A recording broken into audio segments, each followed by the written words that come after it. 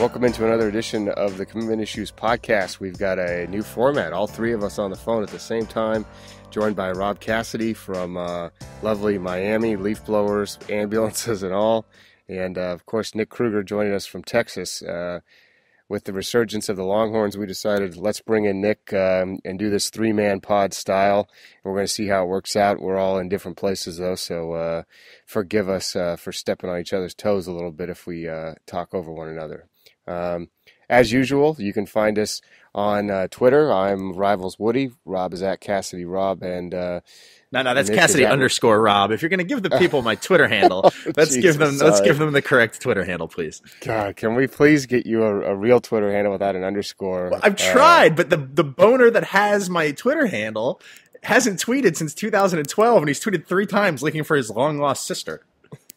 Okay, and then the unverified member of the crew, Rivals Krug City, Nick Kruger. But big remember, as we shift into the college football season, we might have some new listeners. Please give us a review on iTunes. Helps bump us up the old charts. That's how it works. So let's get into it, boys. I guess we'll start with talking Texas right out of the gate. The biggest win of the weekend, perhaps. Texas beats Notre Dame. I mean, just watching the game on TV, huge crowd. I mean, seems like Texas is back. Nick, they got to commit right out of the gate, too, after the game, a 3-star defensive end, Taquan Graham. What's been the feel in Texas since that game wrapped up and they got that big win over Notre Dame? Well, people love. I still haven't actually watched the game myself yet. I have it DVR'd. I haven't watched it, but we were out and about. We had some friends in town. We were out and about in the streets. And the people, like the Texas fans, were expecting to win from the jump, and that's exactly what they did. And congratulations to them. I mean, I only recorded the normal standard time. I was like, oh, this game will be decided one way or the other. Of course, it goes into a spectacular overtime finish, which I did catch the end of. So that was good. As far as Taquan Graham goes, you know, he's a guy that maybe a lot of people think that we have ranked a little bit lower than he should be, but you know, he came to our camp over the spring and was just, you know, stonewalled by Walker Little. Just everything that he tried to do was not working for him, and that was my first impression of him. And you know, so he's he's a guy that a lot of people are excited about to have in the fold. He's a big-bodied guy, 6'4", 240. Definitely the defensive end mold that you like to have at that position, and a guy that could be a good bookend with LeGaryon Carson, who's also a defensive end that they have committed in the class. So I think either way you slice it, he's a good get for him. I don't want to be, well, actually I do want to be, and I guess I will be that guy, but is it, and I know that college football fans are never overreact to anything, but is it possible that the college football universe is maybe getting a little ahead of itself here with Texas's back? And I mean, it was still one game. It was an impressive game, but at the end of the day, they haven't, I mean, they won a game, a good game, but I mean, they won a game. Yeah, but it's not like, you know, I mean, they didn't play a cupcake week 1. They played Notre Dame, which by all accounts is, you know, even though Notre Dame is, you know, say what you want to about them being in the national championship picture year in and year out. But if you're going to say, hey, we beat Notre Dame week 1, or hey, we beat Prairie View A&M week 1, which one would you rather have? Notre Dame 10 times out of 10. No, I'm not saying it wasn't an impressive win. It definitely was. And it's a very impressive win, but it's still an impressive one win. Nah, I got news for you. Texas is back, baby. We're celebrating. This is a celebration, Rob. Don't rain on our parade. I think the biggest reason people are talking about it is because of the way they won and who they beat. I mean, last year Notre Dame basically destroyed them in that game. They struggled, so now we see if the freshman quarterback come in and play well, and you know, they did a nice job of platooning the quarterbacks. Our boy John Burt, who was on mine and Nick's team at the 2014 5-Star Challenge, hauling in deep touchdown passes. He dropped a few as well, which Nick and I are also familiar with, but he made some big catches when it mattered the most. I wanted to ask you, Rob, a couple of years ago, they made that big push into Florida where they grabbed Bird and they grabbed a couple other guys. I don't know if they ever, I mean, Devonair Clarington, I don't know if he ever ended up making it into school there. Are they still trying to recruit down there? I know Charlie Strong has always had success in Florida dating back to his time with the Gators, but are they still trying to get kids? Yeah, I mean, it's not as aggressive as it once was, and, you know, they haven't pulled out completely. The most notable guy that they're involved with right now is probably A.J. Davis at Lakeland. the running back who can't seem to make up his mind about anything. So, he lists Texas as a leader one day and then forgets to mention him the next day. You know how that is with recruiting. But that's, the main guy that they're after right now. And, they're supplementary. I mean, and you have to be if you're Texas, right? Because you can't get too far into Florida because you don't want to risk angering the Texas high school coaches who believe that good football is not played outside of the borders of Texas. So you have to peripherally, spot recruit Florida, which, is what they have to do. And it's great when they're the top program in Texas and they're getting their pick of the litter of the Texas players, which, we seem to think they're going to get back to. But when they're not, and A&M's out recruiting them and Baylor's out recruiting them, it becomes a little bit more difficult to just spot recruit in Florida. So I think you'll see them kind of maybe stay at this level where they're just offering, 5-6 guys and really honing in on those guys in Florida and trying to make their living in Texas, which is what they should do, really. Well, once UCF's in the Big 12, I'm sure they'll help them recruit more in the Sunshine State. We talked a little bit about the QB rotation. We saw it several games this weekend, and I kind of wanted to get your guys' opinion as well as give my own about why it's happening. I mean, Notre Dame was swapping in quarterbacks, even though it looked pretty clear that Deshaun Kaiser was the better of the two in that game. We saw Auburn with a disastrous plan of rotating 3 guys, which I mean, it was puzzling. Sean White played one of the first 17 snaps, even though he was named the starter. So all kinds of crazy stuff happened like that. And I'm kind of wondering, we've seen a lot of players, if they don't get a chance to start, leave. I mean, we see QB transfers like crazy now. Do you guys think, and I guess we'll start with Rob, do you think that coaches are doing this because they don't know who they want to play, or do you think they're doing it to kind of appease guys and keep them in the fold? Because once the season starts, it's tougher for guys to transfer because they'll still have to sit out a year and everything. It's probably one of those, all rectangles are squares, but all squares are not rectangles situations where some of this is yes. I don't think every situation is because of fear of transfer, but some are. And I think you'll see that when a starter is playing so well and then you just replace him for the sake of replacing him, what happened a number of times this weekend.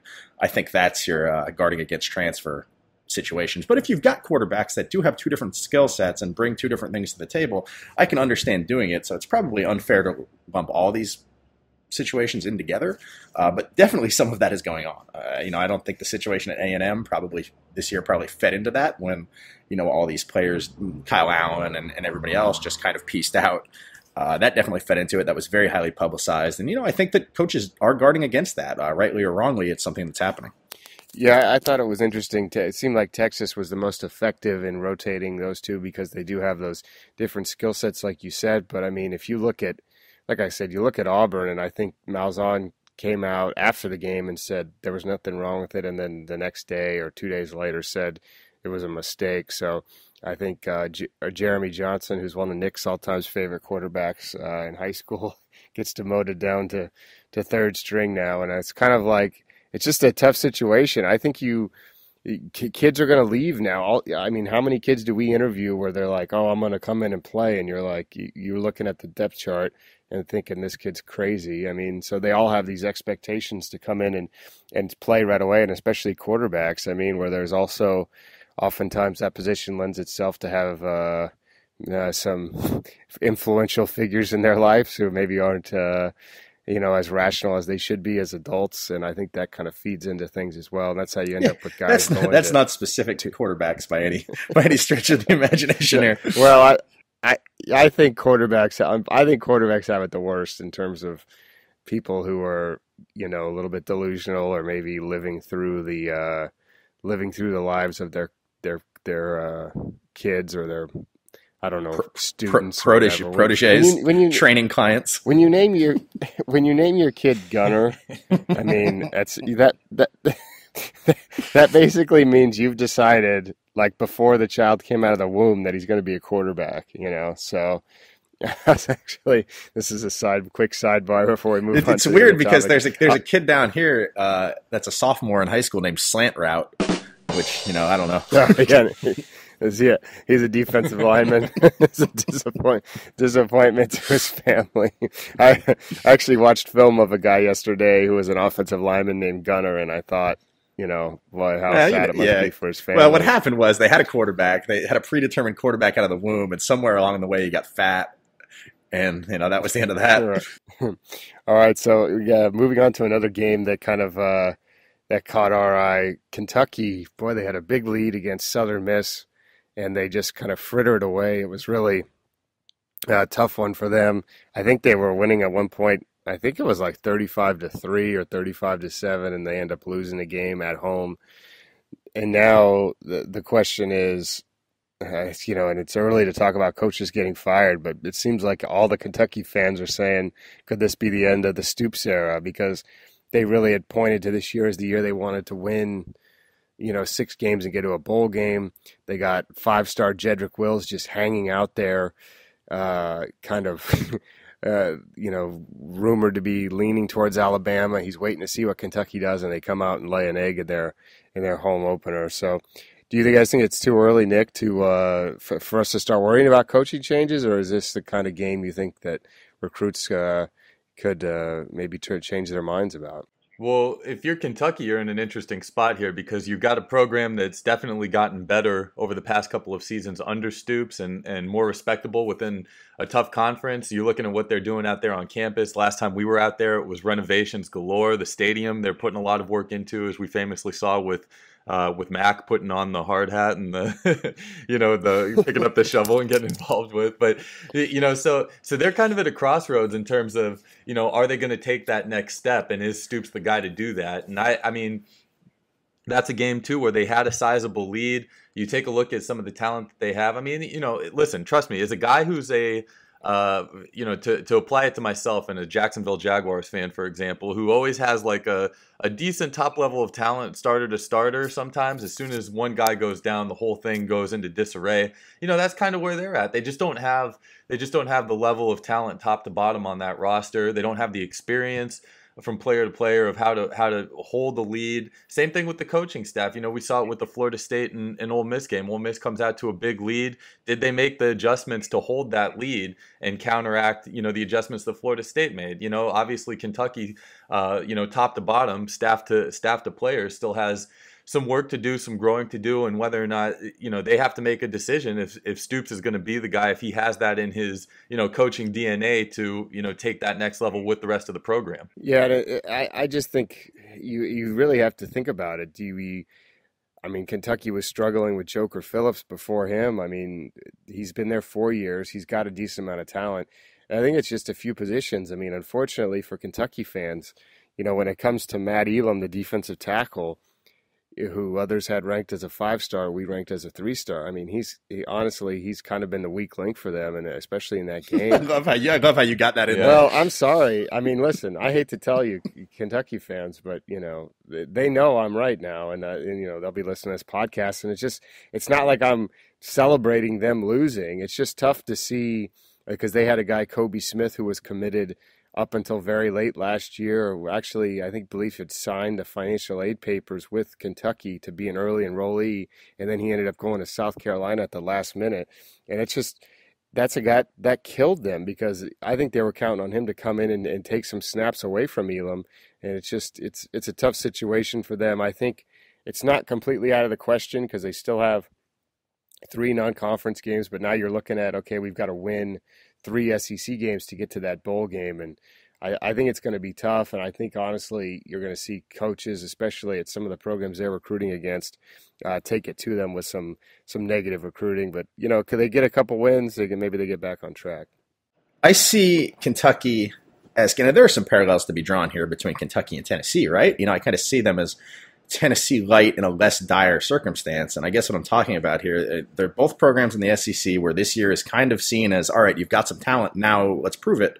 And if you don't, the perception of the direction of your program changes dramatically, right? Like Tennessee has a certain level that they have to perform to, or else Butch Jones is going to be looked at a little bit differently than he is today.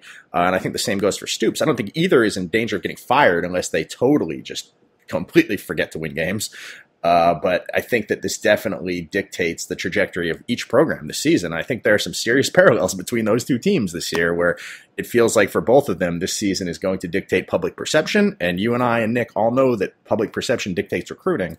And if you're seen as a team that's not a team on the rise, the recruiting well can dry up quite quickly. Yeah. Well, their schedule, I'm looking at their schedule right now, and it's not, I mean, they've got to travel to Florida this week. Then they have a winnable game at New Mexico State, but you're probably talking 1-2 at that point. Host South Carolina, travel to Alabama.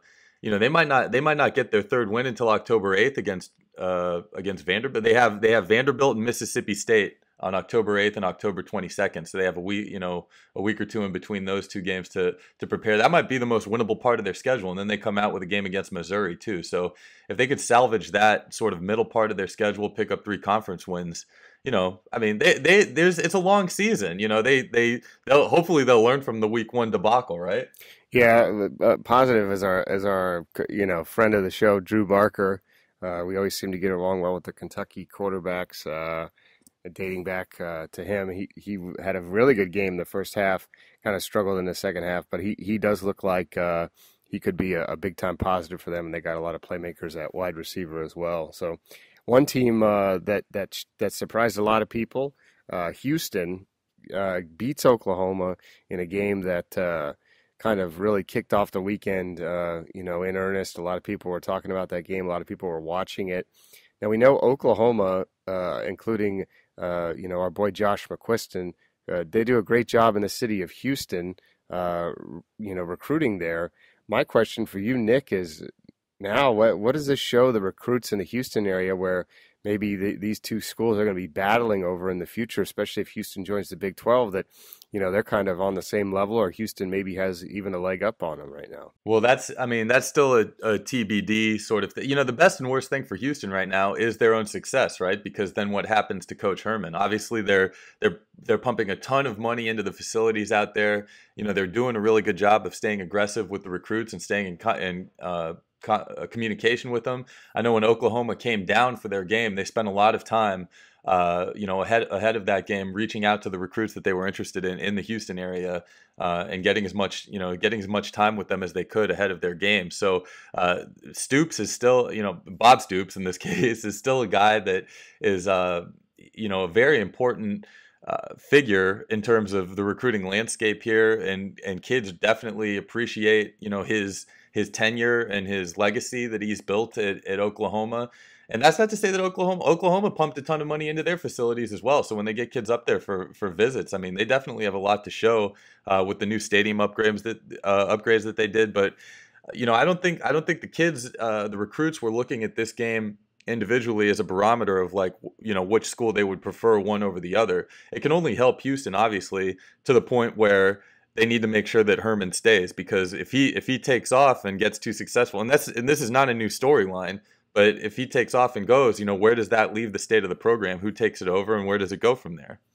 Yeah, I think with the kind of money he's making, I'm not so sure he's going to leave. Especially we have, one of Rob's favorite quarterbacks, Kyle Allen, waiting in the wings to come and play next year.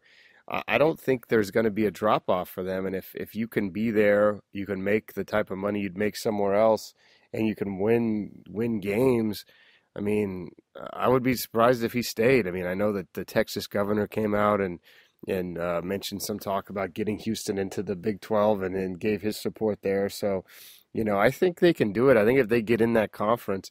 Now, if I'm Texas and other schools, I don't want them in the conference. I don't want to have to recruit against them on an even playing field. I mean, well, I think honestly, Texas A&M is the team that suffers the most from having Houston in the Big 12, more so than Texas or Oklahoma, because College Station is a short drive away from the Houston area, and Texas A&M, as we've seen in their recruiting class this year, I think they're getting good players. They're filling their class up with good players, but they're not always going for the home run type player that the Texases and the Oklahomas are, and that's also sort of the same space that Houston is going to be living in recruiting wise too, regardless of the success that we're seeing them have this season.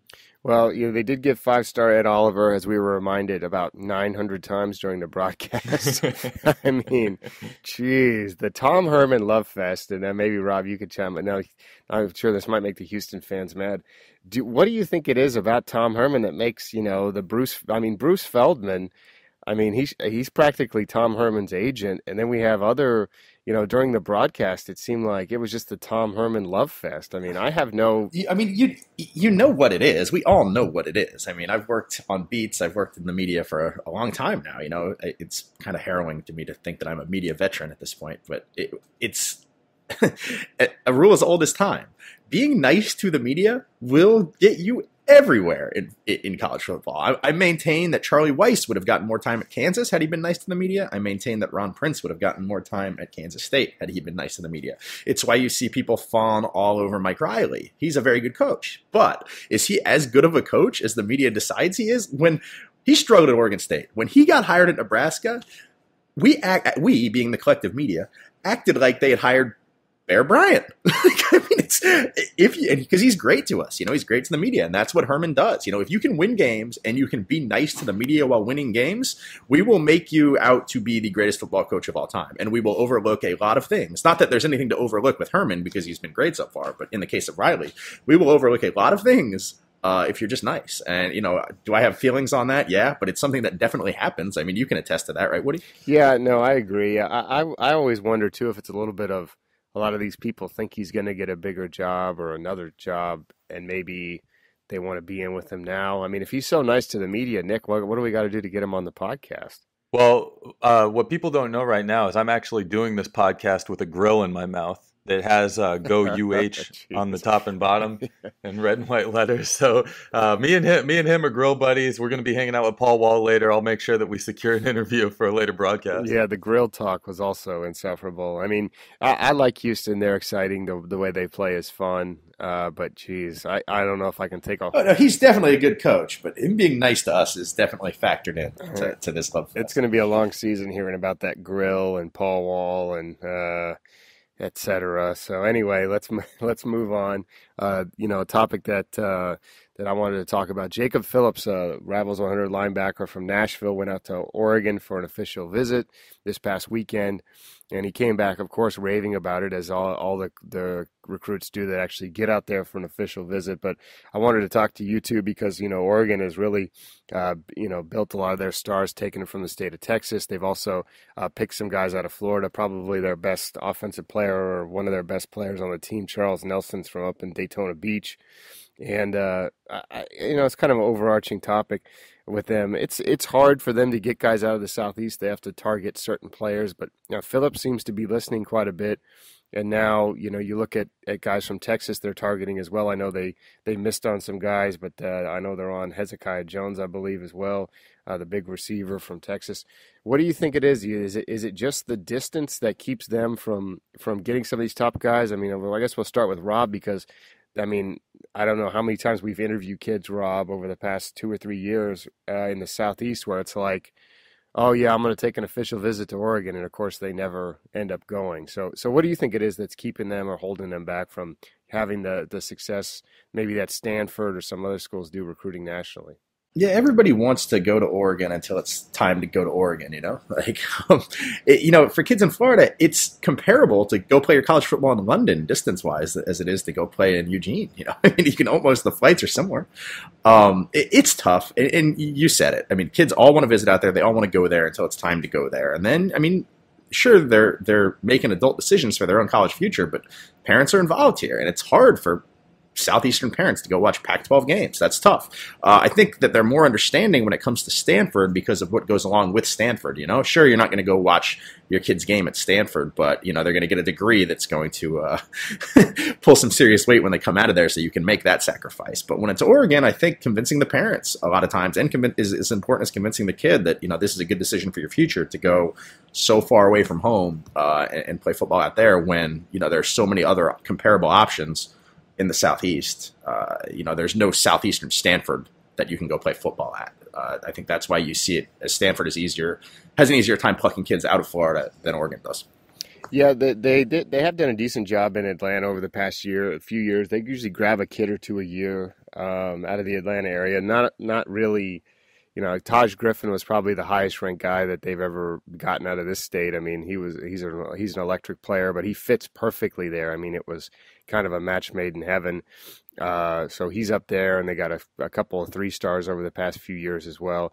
Nick, they've really done well in Texas. I mean, some of the guys end up going back.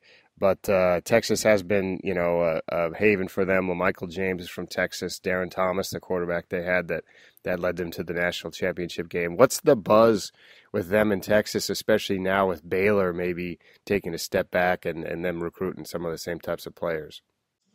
Well, I don't know if this is going to be great podcast fodder for the topic that we're trying to have. Honestly, and as far as 2017 goes, I mean, the offer list in Texas isn't quite as fruitful as it has been in years past for him. And honestly, I don't really hear kids talking a lot of Oregon when I talk to them about other schools in the mix. And I think a lot of that has to do with Texas, the University of Texas, starting to come around and having a buzz around that, and them kind of slow playing recruitment with kids. The thing with Oregon too, and like what you were saying before, is it's harder for them to pull kids out of other regions, and they have to wait in some cases for official visits late in the season. And and when that's the same strategy that some of the schools locally are taking with kids here in Texas, that's going to be tough for them to win that battle. I think the one kid that you mentioned, Hezekiah Jones, who's now committed to Texas A&M. He was a realistic option because his mother lives out there, but his father also lives in Houston, and he's committed to Texas A&M, and very good friends with our friend Kellen Mond. So I don't expect that commitment to really change. I mean, the other kids that they've offered in Texas really are the guys that everybody's offered. Your Anthony Hineses, your Baron Brownings, those types of players. So my feeling with those guys is, it's Oregon's maybe not in the mix for them this year. They really are in a situation after last season. You're closer on Oregon than I am, but I think they need to start getting themselves back together in terms of national relevance for them to start really making serious plays for some of these guys, outside of their areas. Yeah, I think we've seen them, and Rob can attest to this as well. We've talked to several top 100 kids who will say, "Man, I'd love to hear from them, or I'd love to have an offer." They tend to offer a very limited number of players, especially compared to the schools like Miami or Alabama or some of these other programs that hand out 300 or 400 or 500 offers. Louisville, who has actually offered you and Nick and I. Yeah, exactly. Yeah, Louisville. Yeah, Louisville will offer everybody, and I kind of wonder why Oregon doesn't do that. And I think they say, well, I actually had a conversation with an assistant coach a while ago where he was like, "Well, if we offer these kids, don't we have to take them?" And I was like, "Well, I mean, that's up to you, coach." So I think depends who you ask. I think there's some. I don't know if it's inexperience or what it is. I just think that a lot of the coaches have been there for a long time, and maybe they're not up to speed on how recruiting goes in some of these other regions in the country. So, but yeah, also I was going to say it's definitely a football cultural thing, right? Like, I've covered the West Coast. There's decommitments out there, and there are uncommittable offers out there, but it is not the same ballpark, world, or universe as what goes on down here in the Southeast. They don't offer as early. They don't offer as often. And they don't pull offers as often. Does it all happen? Yes, it all happens, but it's not like, that happens, all of that happens 20 times, the cycle of that in a day here. It happens probably 20 times for the entire cycle on the West Coast. It's just like a different world. I don't know who started it or why it's different, but recruiting the Southeast is a different beast. Yeah, and there was some talk. When I was speaking with that coach as well, he was like, we had 4 decommitments last cycle. And I was like, yeah, guess what? Alabama had 10, Miami had that. Miami had 4 last week, right? In the last hour. Exactly. So there was, it's definitely one of those things where I don't know if they're just not used to it maybe or whatever. Like, it's just a different world, like you said. So I think it's going to be tough for them unless they kind of maybe switch up their approach a little bit. Otherwise, it's going to be picking and choosing or getting some 3-star guys that maybe they see developing, kind of like Charles Nelson did. I remember watching his film. He had a lot of injury problems. he goes out to Oregon. He plays both ways. I mean, he's a really good player. So he slipped through the cracks of us and a lot of other people with his ranking and with his scholarship offers. So that wraps up our first 5 topics. Now we're going to go to an interview. Rob, you had a chance to talk with Ken Mastrole, the QB guru, the man, the myth, the legend, about some of these quarterback issues or quarterback topics we saw in week 1. So let's go ahead and listen to that conversation now. All right, joined now by Ken Mastrole, played quarterback at Maryland, at Rhode Island, and NFL Europe, in the Arena League, and I'm sure 5 other places that I'm forgetting about. Now runs Mastrole Passing Academy in South Florida, but is training quarterbacks kind of on a more broader regional and national scale, as well as the quarterbacks in South Florida. How are you doing, Ken? I'm doing good. Thanks for having me on. Good, man. Good. We wanted to have you on. We talked a little bit already in the show earlier about Woody and I were talking, Nick, we're talking about quarterbacks and kind of how much more polished they seem to be coming in now. You see a lot of these freshman quarterbacks, DeAndre Francois at Florida State, and also what happened with Texas's freshman quarterback this weekend, seem to be a little bit more polished and ready. Is that because they're getting more training from programs like yours and other ones around the country, or what do you think is kind of playing into that? Yeah, there's definitely an assortment of variables there. So first thing is it starts with, I think, the high school, where they're at. So what kind of system are they running? You know, a lot of these kids that I'm hearing today, not just necessarily at the quarterback position, but for college coaches. And when I'm talking to college coaches in terms of recruiting and what they're looking for in quarterbacks, they're looking at programs that if they've got a guy in there, they've identified a quarterback or a skilled position player, what kind of program are they coming from? So a lot is on the coaches and what kind of program that they have structured. Are they used to going into meetings? Are they used to just having kind of a regiment where they're on time? They've got to take notes. They have to do their own kind of self-scouting. So it kind of prepares them for that next level. So when they walk onto campus, they don't come necessarily from a high school that they don't educate them on the X's and O's, how to prepare, how to go to meetings, what the structure is like, you know, because that's kind of a culture shock for a lot of kids going to these big time level programs. The other thing is definitely the specialized training. The coaches like myself, they get more into kind of the mechanics, kind of talk about the football game. So, you know, these coaches only get so much time during the week to spend on individual preparation, which really is not a lot of in terms of mechanics, fundamentals, and how to be a quarterback. So you take guys like myself that have played the position, that have been through it, understand the mistakes and the pitfalls that we had kind of growing up and going through the process. And we're just putting together packages and plans that help to accelerate this. And let's say what you learn in 5 years, you're now getting it in less than a year.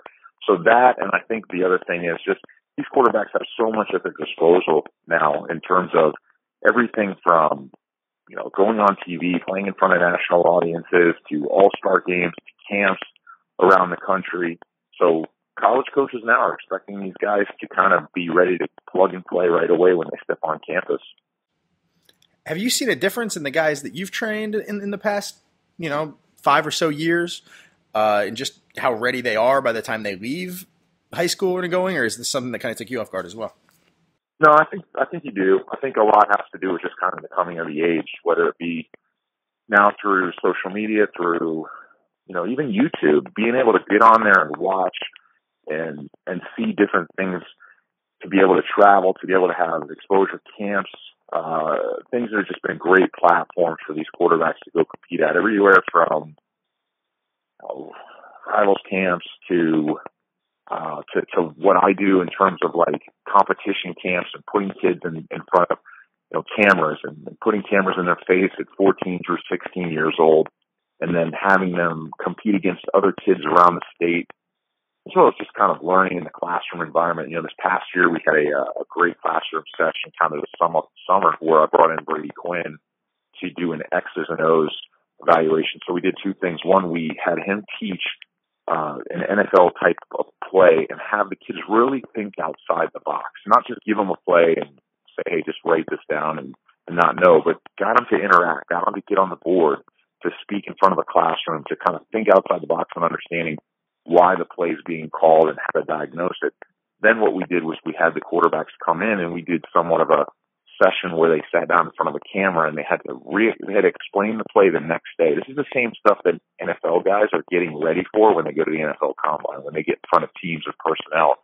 some of these guys are shocked to get this kind of information because they come from some simple offenses. And, I think the other thing I've got to add to the point too is you take schools like Texas. I think they've simplified their offense for a freshman. They've made it more of now you've got teams going to more of a progression-based read where they're going 1 to 2 to 3 for receivers and not so much on a read base where you're getting out there. You've got to identify the defense. You got to understand what's going on in terms of coverage. There's a lot to think about out there. The play calls are simplified, and the quarterbacks are having less to think about. The protections are already set. They don't put a lot on the quarterback in terms of what they need to know protection-wise, and it's making those quarterbacks just play to their natural abilities and just play fast. So with Texas, is that something you think that offense will evolve as that quarterback evolves and they'll kind of grow together, or is it just going to be, as long as he's in there, that's going to be this version of the offense?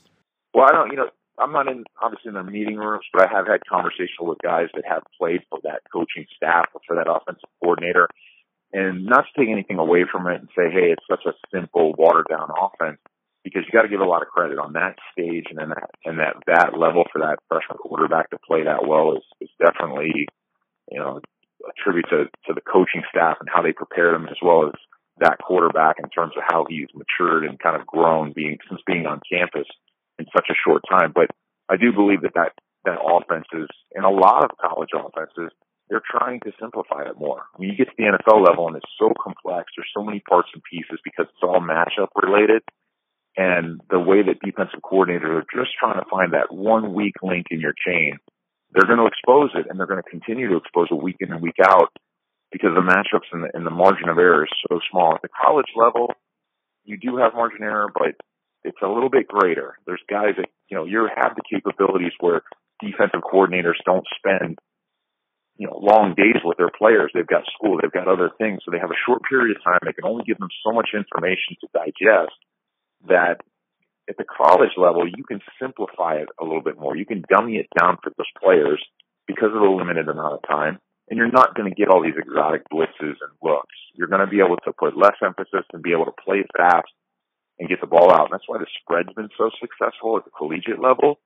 But obviously it does, I believe, hurt the quarterback in terms of his learning for if he has the potential to play at the next level. Now, you worked with, just last year alone, you trained 6 guys for the draft that ended up getting drafted. I undersold you off the air and thought it was half of that, but shows what I know. Which one of those 6 impressed you the most before the draft, that you were kind of struck by the most? Well, I think the guys that are, I was really fortunate this year. I mean, across the board is actually 5 guys, but honestly, all 5 guys, and not trying to pick a favorite, what made them all really successful was they all came from a system and a learning that was very intense, very much so where they had to think outside the box, where a lot of NFL coordinators are putting more on their quarterbacks. Take, for example, here in Miami, Adam Gase, he put a lot on Jay Cutler, but he had his best year in Chicago because they have to, and what I mean by that is when the quarterback walks up to the line, they have to identify the middle linebacker. They have to identify how many guys are down. A lot of times they make the center make the calls. They set the protection. But the quarterbacks now are going to take on that role. And all 5 guys played in a pro style of system where Dowdy played in a little bit more of a fast-paced tempo offense. But what Jeff Brom did was he took a lot of plays and a lot of his own ingredients and made almost like an NFL playbook, but scaled it down a little bit more so they could play fast, play up tempo. But I'll tell you, guys like Brandon Allen from Arkansas, Jake Rudock from Michigan, Jacoby Brissett from NC State, all 3 of those guys played in a very complex type of offense that was NFL ready from the start. I mean, playing for Tim Drevno and Jed Fish and Jim Harbaugh for Jake Rudock at Michigan, you got to remember, Jed Fish was in the NFL, 2 years ago? So I understood what he was going through, the protections that he had to learn, and he had to learn that almost like a freshman walking onto campus and had to learn that in 3 to 4 months. Now, obviously, you've worked with guys that are in the NFL now. Are there guys that you've trained recently or are training now that are headed to college or still in college right now that maybe haven't made the giant splash that people need to be aware of? Yeah, there are a few guys. I mean, throughout the state of Florida, there's a lot of guys that I get a chance to see throughout the country that, just kind of naming, if you want to name names, but even at the collegiate level, let's say, I mean, there's a lot of guys that are doing a good job. Obviously, Sean Wade at Auburn, the first game where they've kind of switched around quarterbacks a little bit, but I think Sean Wade, if they just get into that rhythm and find that mold of, putting the ball out there in the air and getting it, around the receivers. Not to sidetrack you, what did you make of that? Because, I mean, Sean, and then Gus Malzahn comes out and says that it was a mistake, that they should have just stuck with Sean from the beginning. Were you watching that at home thinking, what are you doing? Or, I mean, I don't... I did. It does get a little frustrating as a fan and as someone that, you're rooting for the player. But, honestly, just for, the best interest of all the quarterbacks, I mean, it's a tough position to be in. It's easy for a fan or it's easy for a quarterback coach to sit there and play Monday morning quarterback and second guess what they're doing for Coach Malzahn and his offense. But, I try to just take more, honestly, the approach of just saying, hey, they know what they're doing. They're going to get things straightened out. They played a tough opponent, obviously, who's, slated to play again in the national championships this year by a lot of analysts. But I thought they played them well. Offensively, I think they're just trying to find their groove, and hopefully they do. So, I know Sean's a guy for the offense. I know he's going to do good things for them just because I've seen him so much and not being biased at all. Just think they got to, play to his strengths. And I think if they play to his strengths, he'll help that offense generate a lot of points. Before I let you out of here, I know you've worked with Jake Allen. We can talk about him a little bit, give the Florida fans that listen to this podcast something to hear about. What do you kind of make of him, and what are his strengths? I mean, you've worked pretty closely with him over the years. Yeah, I think Jake's got a lot of good things going on for him. The big thing, too, is he's played on a big stage. So St. Thomas Aquinas, obviously they play on national TV. They played some tough opponents. They travel. And so all the little things are not going to be a shock to him when he walks out there and starts to compete in the swamp, and he's out there in front of 90,000 fans, or he's on first time on national TV, and he's got to prepare for that. But I think he does a lot of good things. I think, that's a good system. That offensive coordinator, Ryan Snyder, there has done a good job of preparing him. So I think Jake Allen, is a guy that's is going to go in and compete at the next level. He's going to go in there at Florida. He's going to step in, and he's going to kind of have a good base and a good setting for what to expect. I think a lot of guys around the county, like Cardinal Gibbons High School, I use, for example, Matt DeBuck, who's the new head coach there, was the offensive coordinator. He runs the Washington State system. His quarterbacks coming out are totally prepared for the college system. So, but there's a lot of guys out there that, like Jake and like, Coach DeBuck and Coach Snyder that are teaching these guys now and getting them prepared so when they step out there the first year, they can step right in and compete right away based on what they know football knowledge-wise. If you're looking for Ken on Twitter, you can find him at Mastrole Passing. You can reach out to him and find him there. And if if interested in training a quarterback, there's no better place than Ken's place. So appreciate you coming on, Ken, and I'm sure we'll catch up again. Sounds good. Thanks, Rob. Appreciate you having me on. Oh boy, what an interesting conversation that was, Rob. Ken always he loves to chop it up with you about quarterbacks, doesn't he? Yeah, that's just sorry, it's very hard for me to. I was texting Ken actually as I was talking about this. That's funny. All right, so a new segment we want to try, Tweet of the Week. You subtweet people all the time. You're nothing but an embarrassment. I'm a notorious Twitter savage, and gets people talking about me all over the country. Gets me interesting messages left on my voicemail. And another guy who I love on Twitter, Jalen Ramsey, the former 5-star number 10 overall player, member of the Jacksonville Jaguars, Nick's favorite team, as he mentioned earlier. During the Auburn Clemson game, he had a chance to take a shot at John Franklin, who was at Florida State a couple years ago, never really made it up the depth chart, went to JUCO, and then now he is at Auburn, where he's also a backup quarterback.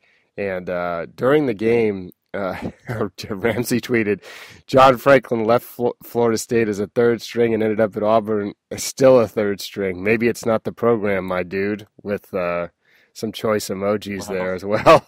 And it was really shots fired. I really laughed really hard at that. I don't know why I enjoy it so much. He kind of takes a shot at the transfer culture that we talked about earlier. And, Jalen, he makes for a great quote. He's never one to pull any punches. So I appreciated that shot. Didn't you guys? Rob? Oh, I was waiting for Nick to talk. Well, listen, as a member, as a aforementioned member of my favorite Jacksonville Jaguars, I stand by any and everything Jalen Ramsey says. He is the new prince of Duval County. He is our savior to lead us into the new era of Jacksonville Jaguars football. I'll ride or die with him. And that guy had it coming to him. Right? He's right. It's not the program. That guy stinks. Hey, guess what? Guess what, Krieger? The Jaguars suck, and so does this tweet. No, hey, listen. This No, but hold on. It's really easy to take a shot at air quotes transfer culture when everything worked out for you, right? Like, had things gone differently for Jalen Ramsey, guess who probably would have transferred schools? Jalen Ramsey. No, all you have to do is be good. All you have to do is be good, and that's what Jalen Ramsey is, start to finish. I remember the first time, Woody and I were on here. He is very good. I'm just saying. Let's say he got stuck behind some other good player. Jalen Ramsey would have been out of there, bruh. Yeah. Well, he did. He was too good. He played from day one. He was a monster. And guess what? He was a guy that emerged out of the early years of the rivals camps. He was one of those guys that was viewed as a camp star and not very productive in games and blah, blah, blah. He had injury problems. He transferred, had to sit out a whole season in high school.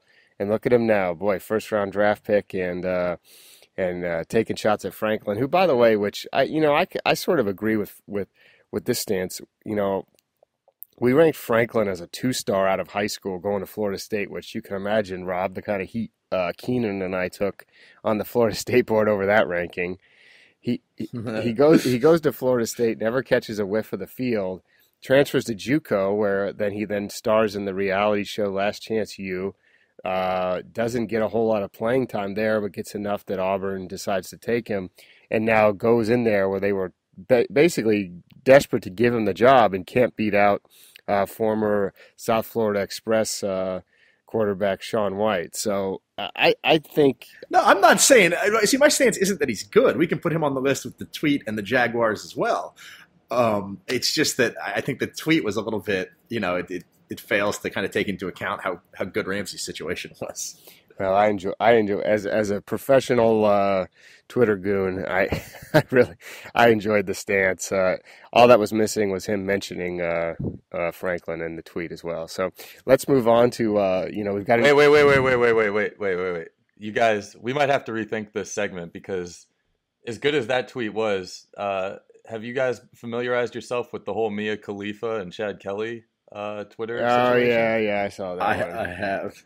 Well, dude, we're not allowed to talk about porn stars on this podcast. I got in trouble for saying. I mean, we gotta watch that. You can Google that. You can Google that if you're interested. Although, guess what? Honestly, don't.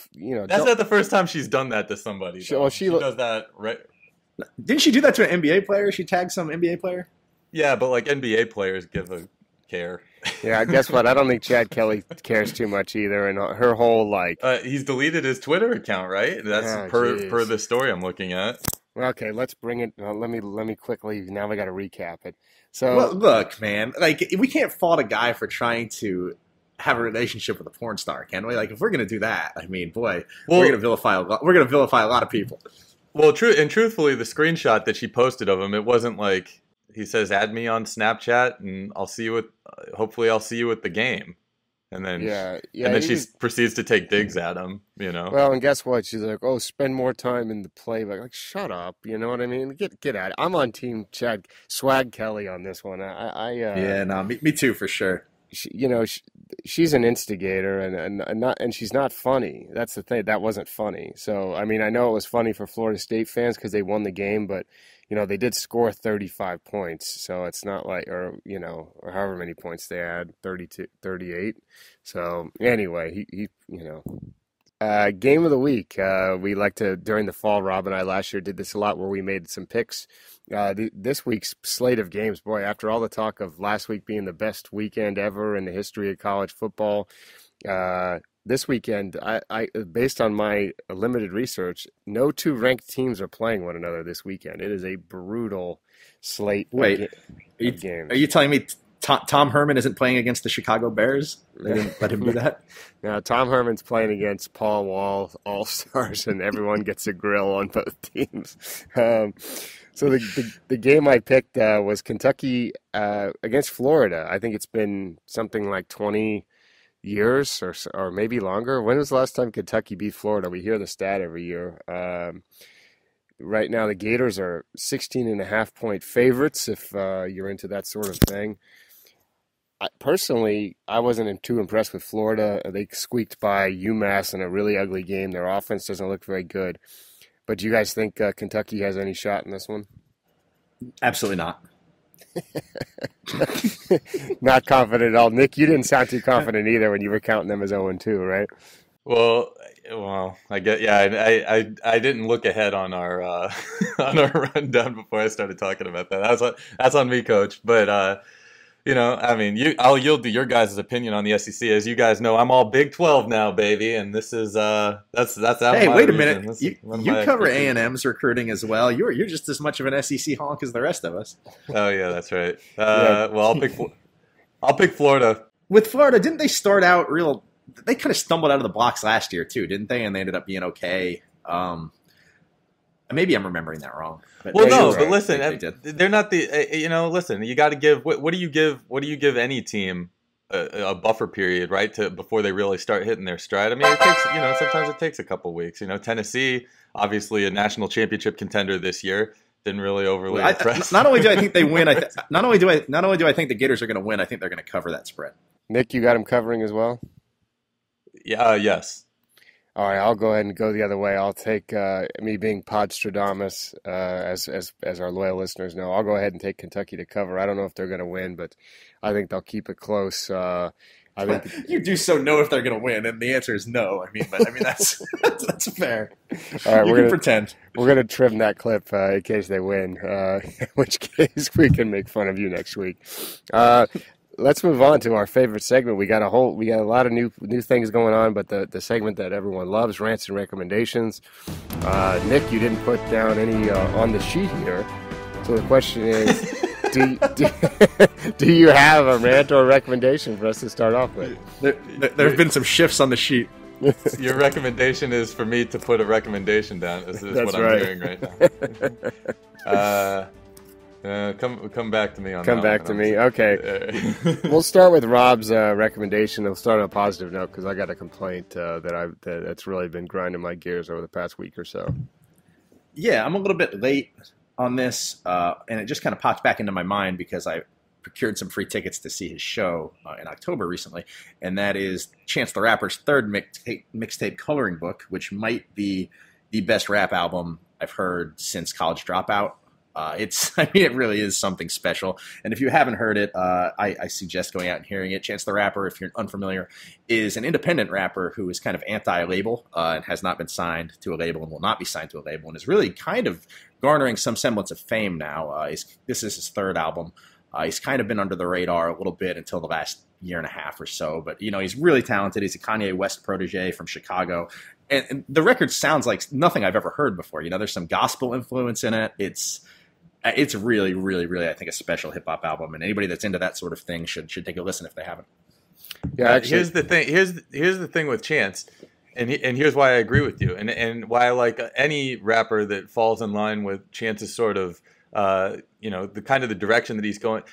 He uses actual music in his songs, right? It's not just the same old, listen, my brother, Alex Kruger, big shout, huge Rick Ross fan, but every single song of his, follows the basic formula, a big pounding beat that you just hear over and over and over again. And it's like you get through the words, whatever. It could be any rap song. Guys like Chance are coming in, changing things up, getting some sounds, incorporating guys of our some steel drums in there. Yeah, it's good.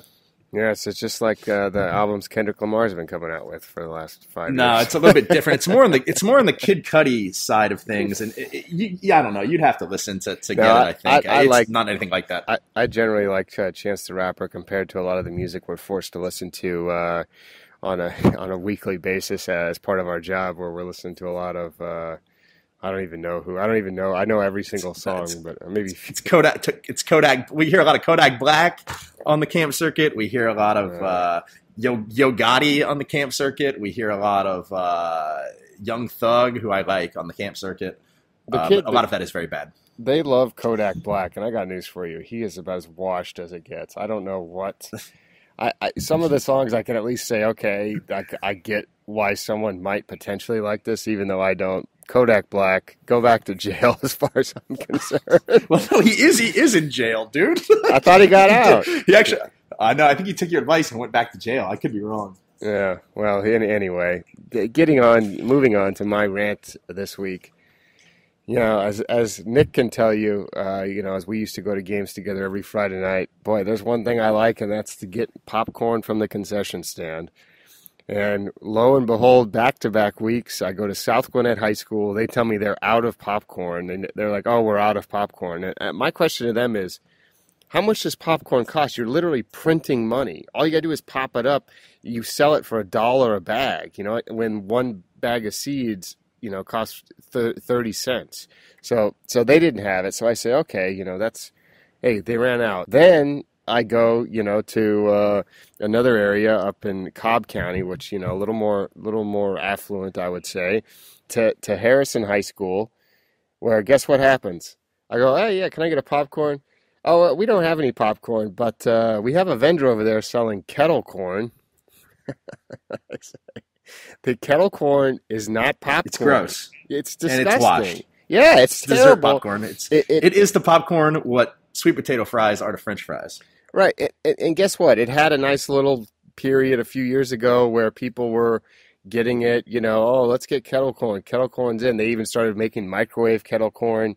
Guess what? That period is over. I don't need to spend, and plus it was $5 for a giant thing of it. I want a little bag of popcorn for $1. It's a high school football tradition. What's going on? Where have we gone wrong? And now I'm concerned if they don't have it this week, I may stop going to games. That may be it. I may shut it down for the year. I may quit my job. Hey, but you know what will make you happy is that your boy over here in South Miami owns the same popcorn popper that the AMC theaters own. I have it, in my loft. Right here. I'm looking at it right now. It's beautiful. I use it often. I order the seeds from Amazon. They're very cheap. It's delicious. Yeah. Guess what? How much did those seeds cost for you from Amazon, though? That's the question. Oh, man. I get them in bulk. So I get a box of like 20 of them for $9.99. Right. And that's you buying. Imagine if you're feeding thousands of people, you get them even cheaper. Yeah, so. much cheaper. Right. So anyway, Nick, you got anything for us? And those packages come with the seeds, a measured out part of salt, and a measured out thing of butter too. So it's a one-stop shop. It's all in one package. So you just squeeze the whole package into the thing and it pops it. So you're not just getting the seeds, you're getting the whole shebang, man. Right, you get it all. I have a similar thing for my Whirly Pop, which I use on top of the stove. Which I also have an NSYNC parody song set to Dirty Pop every time I cook the popcorn that I sing to myself. So we'll save that for another day. That'll be. If we can we set a certain number of streams on this podcast that if we reach them for this episode that you will sing the parody next week? Yeah, maybe we could add. We added a lot of new segments. Maybe we could add Woody's parody song of the week. Although there's a lot of questionable lyrics in several of my parodies, as I think anyone can attest. Nick, you got anything before we get out of here? No, I think we should wrap her up. All right, so that'll do it this week. We want to thank, of course, M. Deuce for providing us with the music. He was also instrumental in some of the commitment videos we had recently. You can check him out on SoundCloud, soundcloud.com/mdeuce. And I believe, guys, he actually has some T-shirts and stuff available, which I'm efforting strongly for us to get some M. Deuce shirts from him, considering all the promotion we've helped him do as part of this podcast and our tens of listeners. No, I'd wear an M. Deuce shirt, man. All right, that wraps it up. We'll be back next week. Be sure to leave us a rating on iTunes. Reach out to us. You can send us an email, rivalspodcast@yahoo.com. Thanks for listening.